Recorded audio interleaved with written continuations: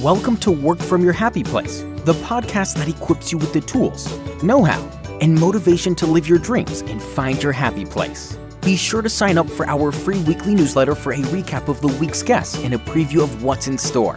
To sign up, simply text the word Happy Place with no space to 33444. Now, it's my pleasure to introduce the host of Work From Your Happy Place, Belinda Ellsworth.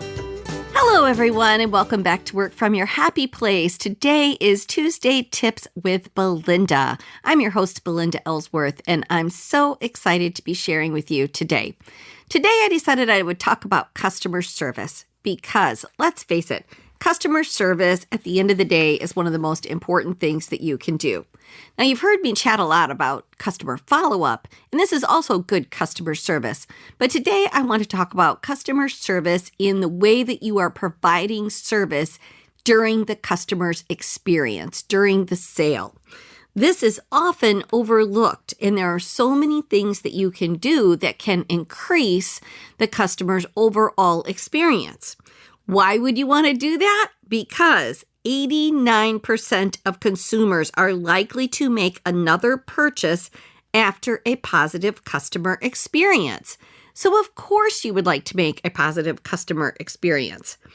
78% say they will even come back if you make a mistake or if something is not provided correctly, if you make good on it and still continue to take care of the customer.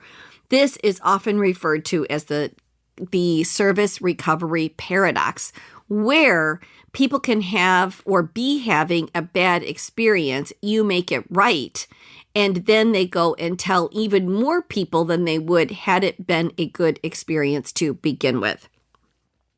So both of these things are extremely important. It's very, very important that you are helping your customer. Now, how do you do this? The first place to begin is to really understand who is your customer, who really needs your product or your service. Identify that individual. Think about the individual so that as that customer comes in, you're already thinking about who they might be, how you might serve them. Think about what their challenge might be or what they may be needing from you. And then what can you provide or offer that would complete that challenge? So what I want to do with you today is share the top 10 tips for a good customer experience. Number 1, know your product or service. This is so incredibly important. That's why it's number 1. And you need to really understand it, study it, find out as much as you can. Even when I've worked in a sales position and it's something that I know very little about, I do my homework, I learn it, but then I immediately find out what customer would likely use this product. As long as I find out that very first step, then I am going to be able to help them. The better, though, that you know your product, know what things go with each other, know what could provide a answer or a solution for someone's challenge. I can't tell you how many times I have walked into a store and they say, "Can I help you?" And I say, "Yes, I am looking for." And then the person looks at you and says, "Okay, well, there are some along the back wall." Get up off of your seat and walk back there and say, "Okay, let's see what we have." Pull it out. See if it's what the customer wants. I can tell you, because of the large amount of travel that I do or that I did do before COVID, which was weekly, I like a suitcase that you can pull along behind you. And I've had a variety of really good suitcases over the years. But right now, it is very difficult to find one that isn't up on all four wheels that you sort of push along. Now, this might look good and seem like a really good idea, but if you are moving through an airport at breakneck speed sometimes, as we often are, and you are pulling two suitcases, one in front of you and one behind you, you need one that is on two wheels. So I walk into a pretty nice high-end luggage store and he says, "Can I help you?" And I say, "Yes, I am looking for any luggage that you have that isn't on four wheels. I'm just looking for a two-wheel that you pull along." He just looks at me like I'm from Mars. So he clearly didn't know what products he had in the store.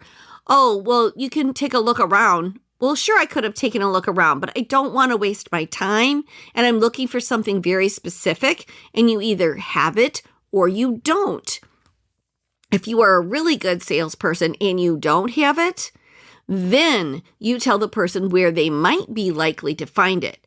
I can tell you that when a store doesn't have something but recommends me to another place of business, I am more likely to go back to that place of business because I appreciate the referral. And I always tell the new place of business how I came there, that another store referred me, because they ought to know.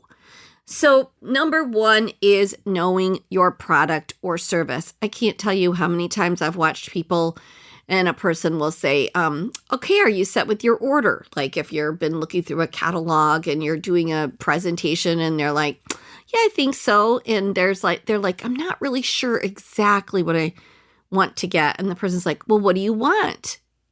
Well, if the person knew what they wanted, then they wouldn't say, "I'm not sure what to get." I have seen that exchange happen so many times. I can't even begin to tell you. It's crazy. And so then the person just kind of goes, "All right, well, just give me that." Like if they're sitting there trying to make some jewelry selections, just give me a pair of earrings. Because it isn't that's all they can afford. It's you did not help them with their selections. You need to ask questions. Like if you're not really clear, like, well, where would you wear this? What would you be using it for? If it's some type of home decor, how is your home currently decorated? What room is it that you're looking to finish? So you've got to ask a few questions so that you can actually provide a good answer. So that is tip number one and one of the most important. Number two, always be friendly. Start with a smile. In fact, if you will smile during the time that you are working with somebody, even if it's over the phone or if it's in a messenger app, I will tell you that you will be kinder and you will do a better job. So always be friendly. Start with a smile. Number three, this is huge. Show respect. Don't act like or be condescending to a customer because they might not know exactly what it is that they're asking for. That's up to you to be able to understand how they're trying to communicate that to you. If you don't have a full understanding, then you need to ask more questions. But you have to show respect for the customer's either lack of intelligence or experience in a particular subject because they're coming to you as the expert. So the last thing that you ever want to be is condescending. I think I've shared this story before. I don't know if I've done it. I know I've shared it in different speeches, but I don't know that I've done it on one of our Tuesday tips. But the worst customer experience that I've ever had and never gone back to the store again and won't, no matter what, unless they were to do something profound. So I walked into an appliance store, and it was a local appliance store, a well-known appliance store in Ann Arbor. And because I like to go to locals if I can, if at all possible, or a family-owned business or whatever versus a big chain store. That's what I would rather do. So I walk in and I say, "Can I help you?" "Yes, we are building a house and I am here to look at appliances." and I'm going to need appliances for the kitchen and the laundry room, and I have 2 kitchens and 2 laundry rooms. Now, you would have thought that at that point that they would have probably helped me. But instead, they sent over this young man, very young man, but I still stayed hopeful. And I said, well, I've got my regular kitchen, so I'm looking for a little higher end appliances. And then I have an office kitchen, which doesn't have to be of the same caliber. Okay, well, do you know what you want? I just told you what I want, and I want you to show me some selections that fit those 2 categories. I didn't say that. That's what I thought in my head. But then I said, well, I kind of explained to you what I was looking for, some higher end appliances for my kitchen, and I need this. And the guy just sat there, well, we've got this, but I don't really know. Let's see. He didn't know his product at all. So I just left.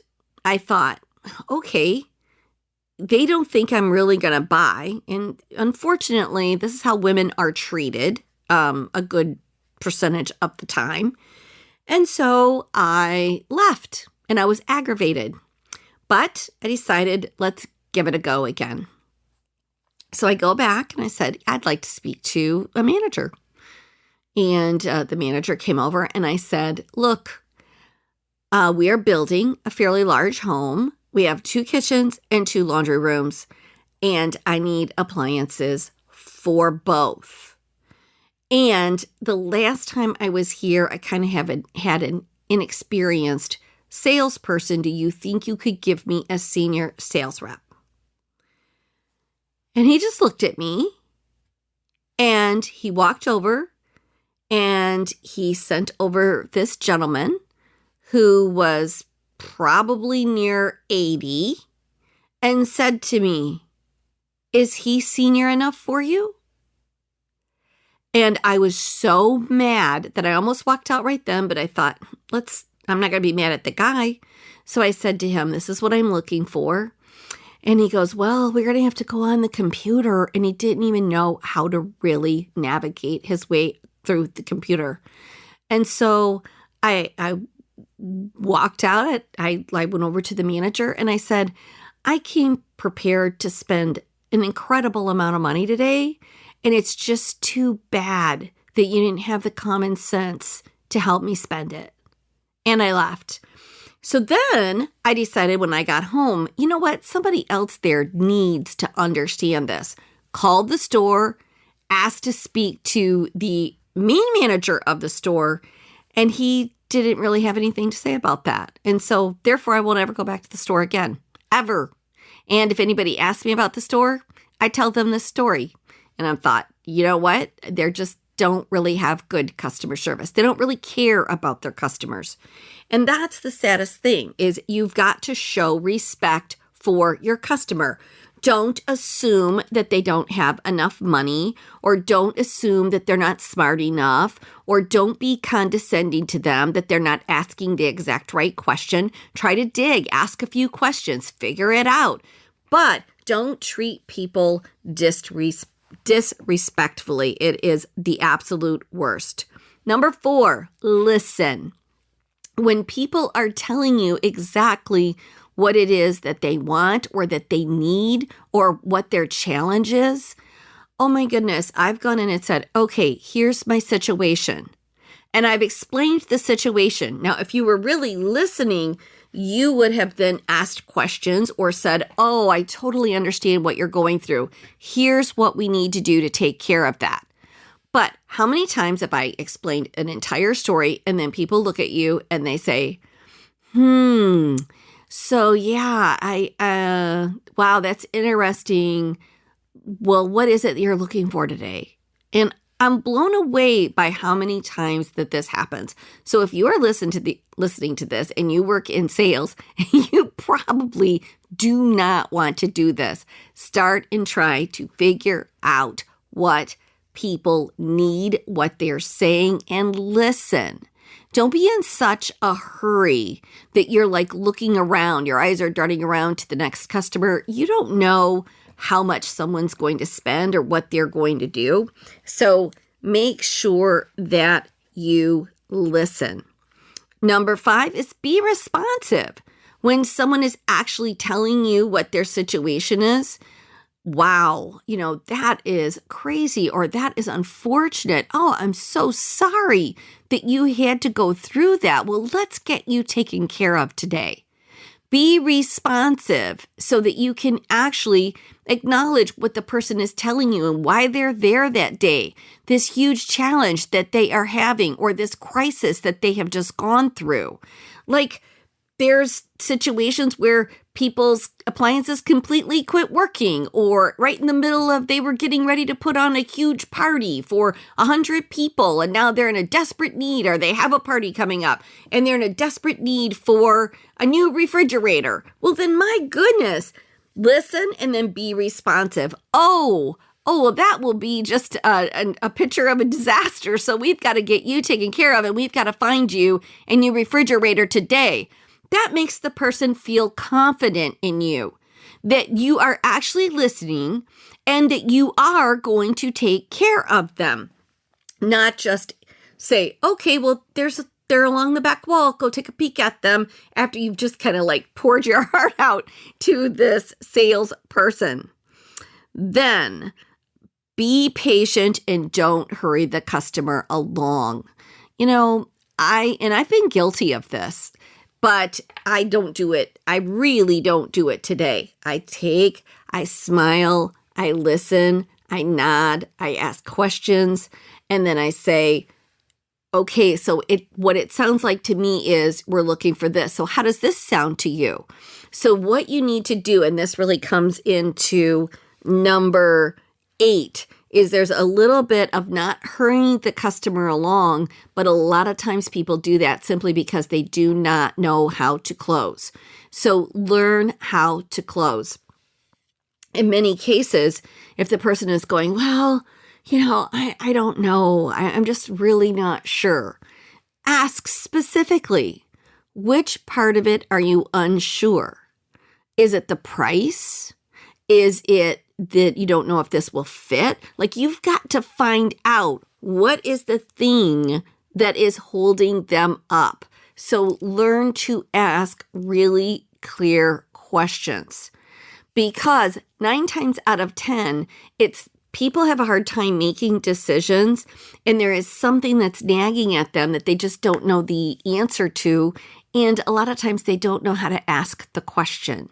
And that's up to you to try to dig a little bit deeper to find out what's their objection, what's their concern, how can you help them? So that is learning how to close. So if you were in a perfect world, if you were to get this, what is it exactly? What would make it perfect? That's another thing I've said with people. And they go, well, I'd really like it if it did this. Oh my gosh, this totally does do that. Let me show you. Because somewhere in your explanation or your sharing, they completely missed that. And that oftentimes happens. So learning how to close. Number 9, always acknowledge any concerns or complaints. And this is really important of really when a customer comes in and they've had a situation. So we kind of already talked about the process of the sale, but this is when someone says to you, I ordered this and I only used it one time and then it broke, or this happened to me. And what I've seen that can absolutely infuriate a customer is when you don't acknowledge what they just said to you. Instead, and this could be the case for you, but it doesn't sound sincere. And that's when you say, oh my goodness, I have never heard of that happening before. The person immediately will say, well, it did. Because it feels like you're saying, I think you're lying. I don't think you're telling the truth. I've never, ever heard anything like this, so this cannot be the situation. That's how the person interprets your comment of, I've never heard of that happening before. Instead, you can say something like, acknowledge them. I am so sorry that you had this happen or this situation, and we are definitely going to take care of that for you. The funny thing is I have never actually had this experience before. So let's get this figured out, okay? The person now feels acknowledged. You have said this isn't typical. Or you can say, we have had a run of these or a batch of these that we have had some situations with. It's been pretty isolated. So let's see how we can take care of you today. So always acknowledge the concern or the complaint and then get to the root of it. Don't just blow the person off or say, wow, I've never heard of this happening, because it sounds like you're saying, I don't believe you. And then lastly, always say thank you. You know, when someone comes in and makes a purchase with you, you want to show some appreciation of saying, thank you so much. It was such a pleasure doing business with you today. Now, I am going to share with you the absolute best customer experience that I ever had. This was post my experience at the appliance store. So I came home and I was just very aggravated. So I thought, you know what? I'm going to make some phone calls first. So I actually did call. It was a big sort of department store at that time. And they carried a lot of appliances. So it wasn't just like a department store that carried one or two brands. They carried multiple brands. And I called up there and I said, I would like to speak with someone experienced in the area of appliances. And this woman got on the phone and I said, here was my experience. Here's what I need to do. It is now getting down to the wire. I've wasted time at this place twice and I need to get my appliances ordered. What I would like to do is I need something for, this kitchen and this main level laundry room. And then I have a small, and I think I'd like a stackable in the lower level, and then in my office kitchen. She said, okay. When I got there, she had already printed off all of the stats on these appliances. She said, for your main level kitchen, here is the refrigerator I would recommend. And she had it circled. And then here's your stoves, here's your dishwasher, here is your microwave, here is the ice maker that you want. She just had them all right down the line. And she had a couple of choices with two different brands. I could see the price right there. I could see what it was. I could see the rating on it. And then she had the same thing for the washer and dryer. And then the next thing that she had was the ones that for the stackable washer and dryer. And then for the small office kitchen that I have. And I have to tell you, she had a couple choices of refrigerators. She had a couple choices of dishwashers, microwaves. And we went right down the list. And I said, okay, we had all my stats in my hand. And she said, okay, let's walk you over and show each of these to you. This one is this right here. This is what's great about this. This one is, let's look at this next one. This is why I like it a little bit better. She went right down the list, took that time with me. I then, between the couple of the refrigerators she showed, I said, that's the one I want right there. She circled it in red. Then we went on down. We got every single appliance that we want. I had circled all of them in red. She went over to her computer. She typed up the entire order and it was done for me. And I dropped a lot of money that day on some appliances, but guess what?